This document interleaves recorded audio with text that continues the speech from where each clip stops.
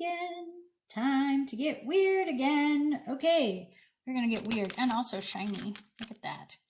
Look how pretty that is. Isn't that gorgeous? That was made by my friend Sarah Beth. She's absolutely brilliant with jewelry. She like crocheted that beauty right there. I don't even know. It's just amazing. And then that's a gemstone that's like embedded in there. So why do I have this? Because the color red is super important to the Fool. Why the color red?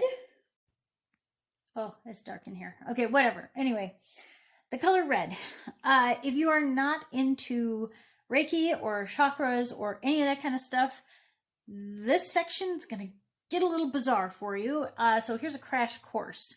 There are 7 cool points of energy inside the body. They start at the root, kind of right in the root, and they go up to your crown, and they represent different aspects and things.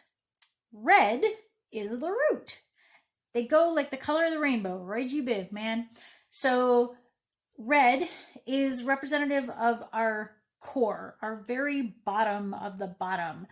It is kind of, I don't want to say that it's necessarily womb, because it's like deeper than that. It's more, it is our very center of our being. It also roots us down to the earth, which is why it's called the root chakra. Anyway, it is represented by the color red. The Fool, because the Fool is the start of our journey. It is the very core of our being. It is that hot little nuggety center. Okay, I'm not going to go that way out. Anyway, it's the start of things. So obviously, and again, much like the colors of the rainbow, what starts the rainbow? Red. So we have our red color, our red chakra, our root chakra.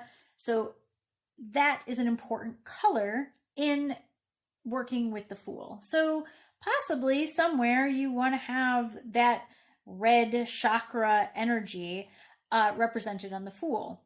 Here's another thing. If you look on some Fool cards, which none of my Fool cards had a really good representative of the red feather, so I'm not going to show any pictures of that. I'm just going to talk about it. So there's a red feather sort of coming out of the head of the Fool. The feather comes up later on too in the Sun card, which we'll go back to that obviously in a while. We'll get to that. The sun is out far away on our journey. We are starting small.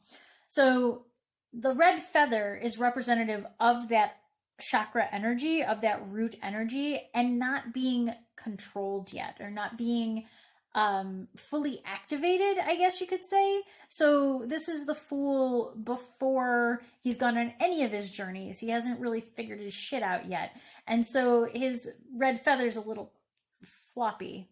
I'm not going there. Why do I keep going there? Because we're talking about the root. Anyway, so the red feather on the Fool is kind of wobbly, kind of loose and fluid, and represents our kind of uncertainty of ourselves, as well as uncertainty of who we are in the world, where we belong. All those kinds of things are represented by that wibbly wobbly.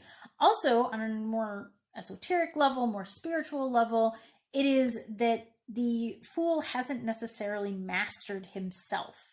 He doesn't experience that spiritual mastery of like a yogi per se, or the magician, or any of these other characters that we're going to come in contact with later. The Fool is still figuring his shit out. So with that wibbly wobbly feather, maybe you want to have a couple feathers represented on your Fool and have them kind of streaming back. Feathers can also represent air, which again, this is another thing that is representative of the Fool, is the element of air, which is movement, communication, going out there and attacking new things, really like exposing yourself to new elements and stuff like that. So red, super important.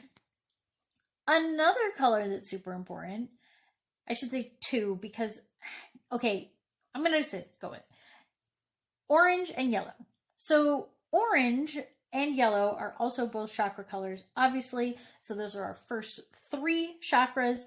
And with the orange, you've got your kind of womb chakra, your chakra that gets a little wild. It's the fun part of your energy. And then you've got your solar plexus energy. I'll go more into these when we get to the cards that really represent them. But I also want you to know that like the Fool represents kind of those 3 basic starting points of your chakras. It's that base that we build off of. So the Fool is something that we build on. Also, obviously, yellow is the sun represented in there. And orange is another really warm energy. And the reason why I went a little waffly with, orange, 2 colors, yellow, 2 colors, is because I really feel like the red and the yellow are the representative colors of the Fool. And the orange is kind of like, hey, if you know your color wheel, what's the orange? It's in the middle, right? So there you go. I think definitely the yellow represents the sun and that joy and that kind of ecstasy feeling that the Fool represents and all of that kind of thing.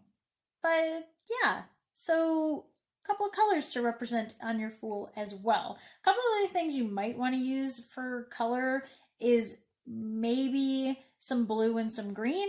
I mean, at this point, we almost have the entire spectrum on there. But the reason why is because green is growth and fertility.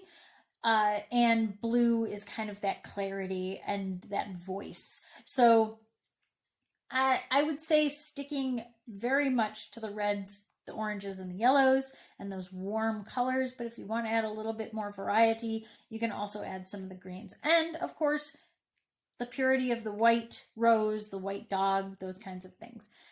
Just some suggestions for different colors to use when you're creating your own tarot card, your own tarot deck, and your own Fool card.